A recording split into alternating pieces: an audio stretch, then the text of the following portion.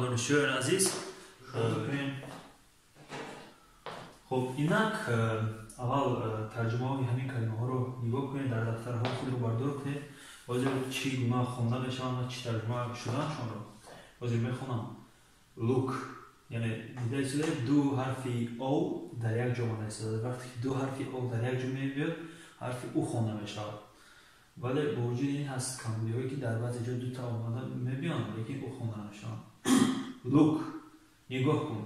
where در کجا. open گشودن. close پوشیدن. how چه خیلی.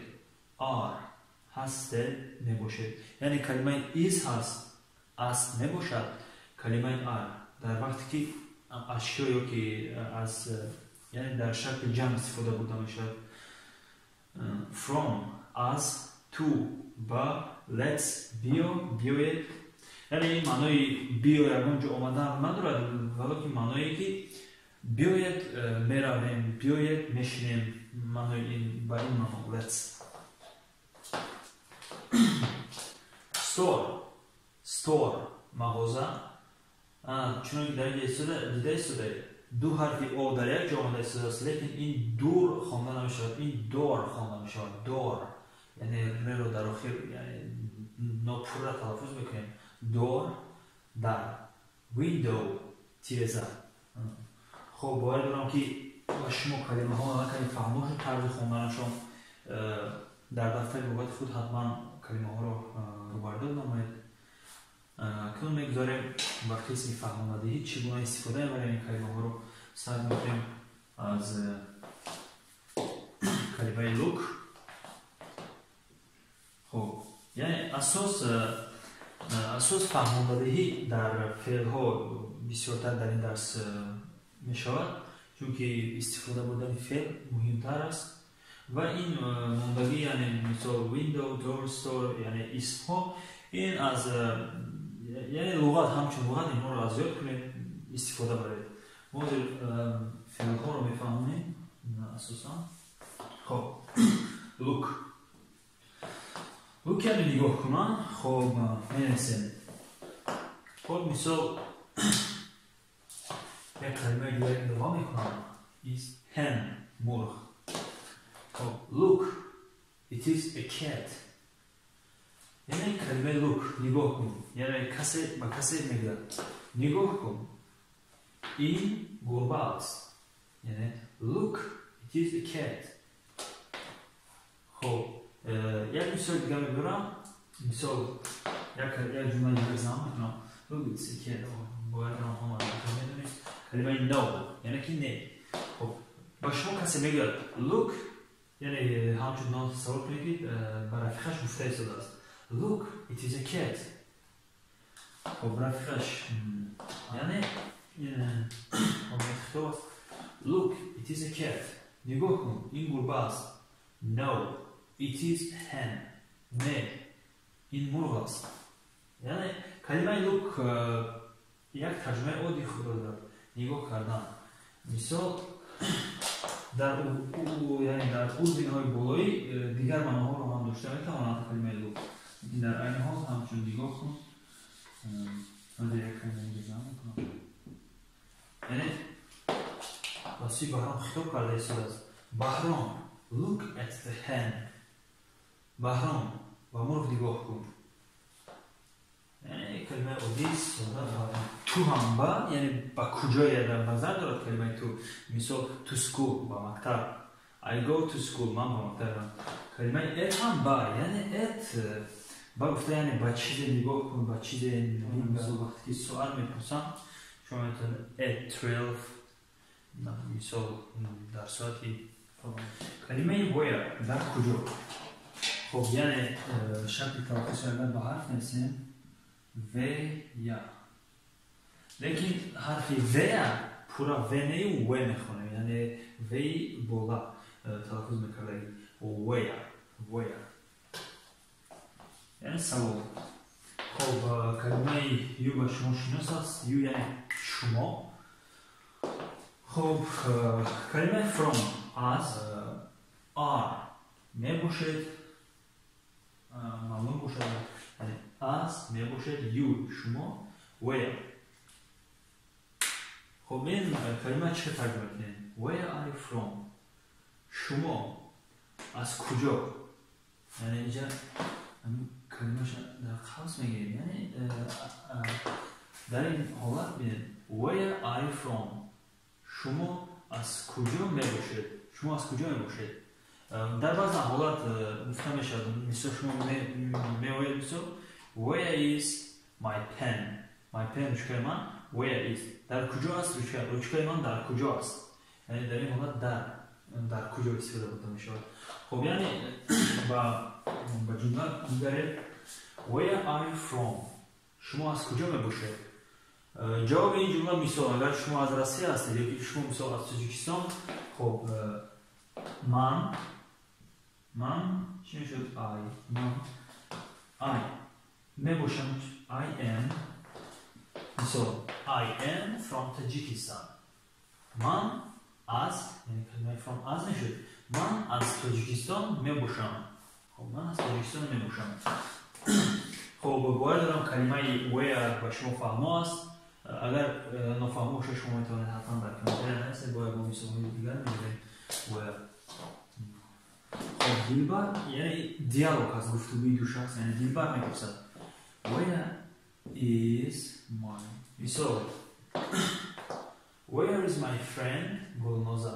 Where is my friend Gulnoza؟ یعنی دلبر پرسیده است از نیلوفر نیلوفر. خب سوال چی معنی داره؟ Where در کجا بوده؟ My friend یعنی اگر فقط دختر باشه اینجا میشه بر تاجیکی همچون ترجمه کنیم دوگانه معنی. My friend دوست من. دوستی من گلنوزه در کجا است؟ is است نشد چون که میدونه Where is my friend گلنوزه؟ دوستی من گلنوزه در کجا است؟ خب نیلوفر جواب میداد F چی بود؟ هم یک کلمه در هم با. خب در at school این حرف L است. خب at school در مکتب یعنی دلبر پرسیده است Where is my friend گلنوزه؟ دوست من گلنوزه در کجا است؟ نیلوفر در جواب میگوید گلنوزه is at school. گلنوزه در مکتب میباشد. یعنی دوستی من در کجا است؟ کلمه where در کجا و کجا یعنی کلاس شما رو تاکید میکند. مثال go یعنی رو، شما میتونید در جا where و کجا.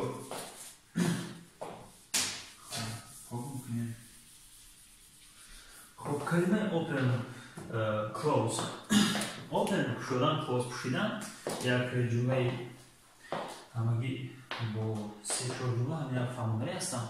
open یعنی شدن. مثال علی. خب علی opened the door and closed the window. خب شما با کلمه and شناس هستید. یعنی و در اینجا تاکید کرده شده است، یعنی گفته شده است علی در رو کشو و تیرزه رو مختم کن. خب علی opened the door. مثال شما بگید من در رو میکشم I open the door. من در رو میکشم I close the door. من همچنین شما مثال دفتر رو میکشم یعنی فعلی آسان فعلی ساده همچون استفاده بوده بشود. خب یعنی همین من در سیوم شخص مثال میبرم. مثال یعنی کسی مثال خب مثال نوروز یعنی تاکید کرد علی open the door and close the window. علی در رو کشو و تیرزه رو مختم. یعنی لیسته یک معلومات نمونده، نه سوال نه خطاب. یعنی اینجا چی گفته شد؟ علی opens دیده شده حرف S ایلوه در آخری فعل ها. خب علی opens the door and closes the window. اولی در وقتی گفته رفتن یا حتما closes نمیگم مثال close Ali opens the door and closes the window. یعنی این چی معنی کرد؟ یعنی شخصی سیام در نظر دارد علی در رو میکشد و تیرزه رو میکشد. یعنی نوروز تاکید کرد به علی opens the door and closes the window. علی در رو کشد و تیرزه رو کشت. علی در رو میکشد و تیرزه رو میکشد. یعنی حرفی ایسا در فیلم میتونیم ترجمه کنیم همچون امر. حوزی لطفا همه ایسا گیرید و من بفهمم کلمه ایسا خب میتونم بینیمتم. خب اس یعنی اینجور معنی جمع این که یعنی این در آخر کلمه در آخر فعل ها فعل. خب یعنی مثال go رفتن goes goes یعنی میرود. مثال میرود میکشوید میخورد یعنی سه و شخص رو در نظر دارد. علی میرود علی میکشوید علی میخورد یعنی همین وقتی که فعل در آخرش پسوند اس گیرد یعنی سه و شخص در نظر دارد. میتونم چنین شکل با چنین شکل با شما بفهمم. خب یعنی کلمه open و close برای شما روشن گشت باوری دارم. خب اکنون کلمه how رو میفهمید یعنی شکل تنها شکلی بسیاری در نظر دارد. یعنی اگر می باشد این значит می باشند یعنی این رو در نظر دارد. مثال it is a pen این روچکا می باشد وقتی یک چند شد یعنی از یک زیاد شد یعنی جمع. These are the pens یعنی are استفاده بوده میشد این یعنی شکل جمع در نظر دارم. are هستید یا که هستید خب غیر بمانید یعنی بمانید دارد هستید هستن یعنی معنی در اصل یک است یعنی تجزیه استفاده باشم میکنم. How are you how چی خیل are میباشد you شما. خب شما چی خیل میباشد ترجمهش شما چی خیل هستید یعنی شما میتونید در زبان انگلیسی مثل سلام رو صرف کنید hello how are you مثل سلام شما چی خیل هستید. خب مثل من خوبم یا که خب من خوبم جواب باشم یا خوبم نیستم I fine خوب I am fine من خوب نباشم. How are you I am fine شما چی خیلی هستید شما چی خیلی I am fine من خوبم. یعنی کلمه how همچون چی خیلی ترجمه کردن میشه. مثال وقتی که مثال اگر شما میتونید اینجوری استفاده کنید وقتی به شما رو چی میفهمم مثال میگم این رو بریدن این رو پیوست کردن نکن شما میگید چه یعنی شما در این مورد استفاده میکنید how یا که مثال در اونجا رفتن go رفتن باشد مثال to با در کنتر میفهمم how to go چه خیلی روید مثال شما رفتنی هستید با کوچه مثال این 24 خب وزی رقم ها رو میگیم شما مقصد با کوچه یوری گاگارین رفتنید how to go to the Yuri Gagarin street student کی ها یعنی به سوال کی ها جواب شده است یعنی اسم است. خب در آخر اسم حرف اس پیوست شده است یعنی این شکل جمع یعنی ها مثلا که اگر در اسم بیاید اس خب اسم با انگلیسی نام میشه. خب نام یعنی اگر کلمه اسم بیاید در آخرش حرف اس they are students آنها دانشجو میباشند یعنی یکی هستند میباشند یعنی چون دیده شده میباشد و هست در شکل جمع. خب اینها کلمه from اصلا کلمه هایی که در یعنی با اسم داخل دارن حجت و فهماندهی زیادی ندارن یعنی در یاد گرفتن در خود و استفاده بودن در خود یعنی کلمه هایی که اسم صفت و دیگر شاخه های گراماتیکا جدا میشن اونها نیاز به فهموندن دارن که در کدام حالت چگونه استفاده بریم چگونه استفاده بودنشون. خب اینها کلمه from خب یعنی door window store اینا اسم هستن مثلا window تیرزه همه یک معنی داشته میتونن window تیرزه store مغازه door. Where are you from? یعنی در جای saying where. در کجا، از کجا. خب where are you from؟ در زبان ترکی حتما وقت ترجمه کردن اول ما اسم میگذاریم. مثلا شما، یعنی در اینجا کلمه اسم اول یو است، جانشین یو. شما از، یعنی from از.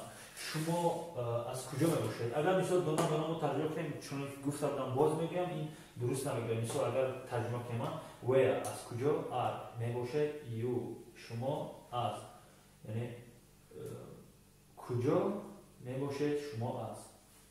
یعنی این کلمه به معنی کلمه باشه، یعنی ما در اصل فهمیدیم که همین چی معنی دارن. یعنی همین 4 کلمه با پیوستگی منطقاً معنیش همین که یعنی پرسیده است در شخصی که شما از کجا هستید. یعنی شما از کجا هستید. خب اگر مثلا شما در جواب گفتنی هستید که من از تاجیکستان هستم، خب من یعنی I یعنی در کلمه من میباشم، من هستم استفاده برده شده استفاده یعنی من از تاجیکستان میباشم. در زبان ترکی امرو حتما پس از اسم میمونه، یعنی پس از I am. خب from من از تاجیکستان میباشم، یعنی من از تاجیکستان باشم. وقتی شما بپرسم where are you from؟ I am from Tajikistan, I am from Russia, I am from Pamir, I am from Badakhshan, I am from Dushanbe. مثال بجای اگر از کجای، یعنی اگر در داخل تاجیکستان بپرسید شما حتما شهر خود رو میگید و بیرون از تاجیکستان حتما جمهوری خود رو شما میتونید همین یعنی کلمه اخیر رو اسم اخیر رو بوزنید. خب کلمه door, window, store. مثال کلمه let's, to, at یعنی امر کرد. open the door در رو کشو. همچنین open the window تیرزه رو کشو. close the window تیرزه رو پوش. close the window تیرزه رو پوش.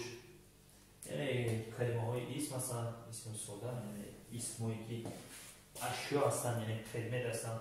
دشوارش چی؟ دشوارش همین که در کارتون کوشش کنید دروه، یعنی فراموش نکنید این کلمه ها. آواز کلمه let's to start جمله میبرم. کلمه let's کلمهش بیایید. یعنی این آمدن یک شخص رو در نظر ندارد، آمدن چیزی رو هم در نظر ندارد. این یعنی وقتی مثلا دو سه کسی رو جمع شده و عموما یا اون کسی رو میگوید خطاب میکنید بیا با مثلا بیا با دوشنبه میرویم یا که بیاید بازی میکنیم. این یعنی بررسی با اصطلاح بگیم давайте. مثلا давайте что-нибудь делаем или مثلا همون کلمه давайте بیاید بچه بیاید میرویم، بچه بیاید میشینیم. یعنی let's همین مقصد ترجمه در زبان انگلیسی به همین مقصد ترجمه کرده میشه. ترجمه کنیم let's go to the store یعنی store مغازه. خب let's go to the store بیایید تو با let's go to the store بیایید با مغازه میرویم. یعنی زی ارتیکل ترجمه نمیشود زی. let's go to the store بیایید با مغازه میرویم. خب کلمه at در این چونین با هم ترجمه میشود در بعض موارد. حتما در اولوین های بولی اگر اون جمله ها اومد حتما میفهمونم در کدام حالت ها باید استفاده برده میشود، در کدام حالت در مثال در این حال باید دارم که جمله به شما فهمه است استفاده باید let's. ولی با زمین زیاد شدن یعنی کلمه دانستانتون با زمین زیاد شدن لغاتون با زیادتر مثال ها خواهیم آورد. مثال let's play volleyball play بازی کردن میشود، volleyball و volleyball. let's play volleyball بیاید والیبال بازی میکنیم. یعنی کلمه عادی بیایید. تو این چنین یک چند معنی های دیگر هم دارد، در چند موارد های دیگر یعنی در موارد های گوناگون معنی خود رو عوض میکنند. برای هم در اولوین های در درس های میمده خب میفهمم در آبین های بالایی. Let's go to the store. بیاید با مغازه بریم. چیز دشوار نمیدونم. حتما اگر مفهوم باشد چیزی school مکتب. At در I am at school. من در مکتب میباشم. بجای اینجا مثال میتونم هر چیزی که برای در هر جایی قرار داره مثال I am at در بعض معرفی ها article یعنی علاوه کرده می شود. I am at the hotel یعنی مهمانخانه. من در مهمانخانه باشم. یعنی این جا رو در نظر داره جای کجا بودن یعنی at چون که شده در ترجمه کرده شده. من در مکتب می باشم. بعض معرفی ها میگوید که با ترجمه کرده می شود. آنها رو در سوی میباده خواهم نویست در کدام معرفی دیگر این کلمه با ترجمه کرده می شود. یعنی در درون خاص میگم من هم می شود و من هم می شود. خب look at me نه اصلا در خاص گیریم می من یعنی با من چیزی با من رو در نظر دارم. خب چون که دیگه شده در یعنی ترجمه ای که موردی که در میگوید I am at school من در مکتب من یعنی این کلمه در ترجمه کرده شده است. در این حالت انجام I am at school من در مکتب باشم. Look at me با من نگاه کن. I looking at you I look at you خب من با تو نگاه میکنم. یعنی این کلمه look این چنین معنی های دیگر هم دارد در آبین های بالایی میفهمم. خب یعنی چگونه در کدام حالت آمدن اشون مثال آوردم هم در استفاده بوده میشود هم با خب میکنم. این ها یک قاعده ای که چگونه فعل ها رو استفاده بریم در شخص ها در کدام شخص ها چگونه استفاده بردن فعل و کدام پسوند رو ادامه میکنیم. حاضر با ترتیب دادن این یعنی گرافیکی گراماتیکی و شما میفهمونم.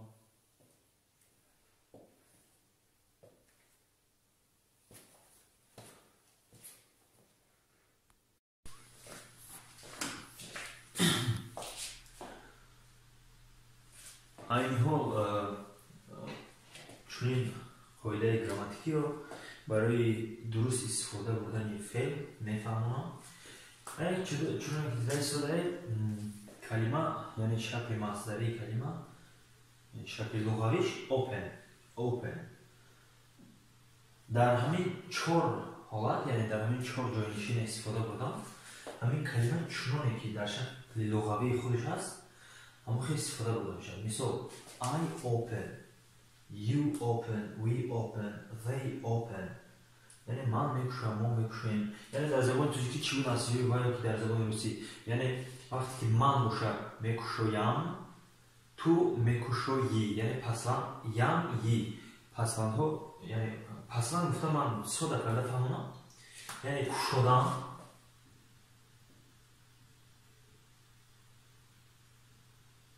این شکل لغوی کلمه در نظر دارد. وقتی که در جمله استفاده بوده یعنی شکل جملوی من مثال کی میکشد من مثال من